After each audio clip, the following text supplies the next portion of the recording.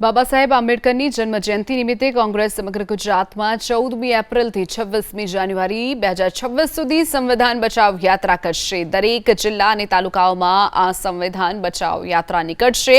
કોંગ્રેસે સંવિધાન હકો લોકોને આપવાના પ્રયત્નો કર્યા છે, જ્યારે ભાજપે મનુસ્મૃતિ લાગુ કરી અને નાગરિકોના હકો છીનવવાનો પ્રયત્ન કરી રહ્યું છે। તે વાત કોંગ્રેસ લોકો સમક્ષ મૂકશે તેવી વાત કરી કોંગ્રેસ સેવા દળના રાષ્ટ્રીય અધ્યક્ષ લાલજી દેસાઈએ।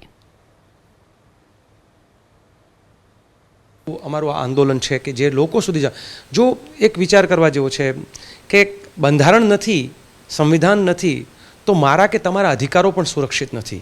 એટલે મારા તમારા સૌના આમ જનતાના જે બંધારણીય અધિકારો જે છે એને સુરક્ષિત બનાવવા માટે અને ખાસ કરીને જેમ કે એ લોકો જે સંવિધાનની જગ્યા ઉપર સંઘી વિધાન લાવવા માગે છે, આ સંઘી વિધાન એટલે મનુસ્મૃતિ, અને જો મનુસ્મૃતિનું રાજ આવે તો ચોક્કસ એક નાનકડા પોર્શનને જ્ઞાનનો અધિકાર રહે, ચોક્કસ એક નાનકડા પોર્શન આ દેશની જનતા છે એને રાજ્યનો અધિકાર રહે, ચોક્કસ નાનકડા પોર્શનને વેપારનો અધિકાર રહે। આ જ્ઞાન, વેપારનો અને રાજ્યનો અધિકાર એ ત્રણ કમ્યુનિટીને બાદ કરો તો બાકીના બધા ઇવન ગુજરાતના પાટીદારો પણ એણે પણ જે છે એને જમીનનો અધિકાર ન રહે।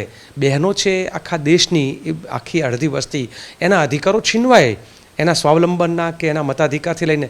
તો મનુસ્મૃતિ તો એ સંપૂર્ણ રીતે માનવીય અધિકારોનું હનન કરે, તો આ હનન ન થાય અને આપણા બંધારણીય અધિકારો બચે।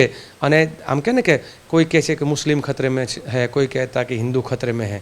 આ નથી મુસ્લિમ ખતરામાં કે નથી હિન્દુ ખતરામાં, આપણા દેશનું બંધારણ અને બંધારણીય અધિકારો જે ખતરામાં છે એની સામેની લડાઈ એટલે ગુજરાતની અંદર બંધારણ બચાવો પદયાત્રા।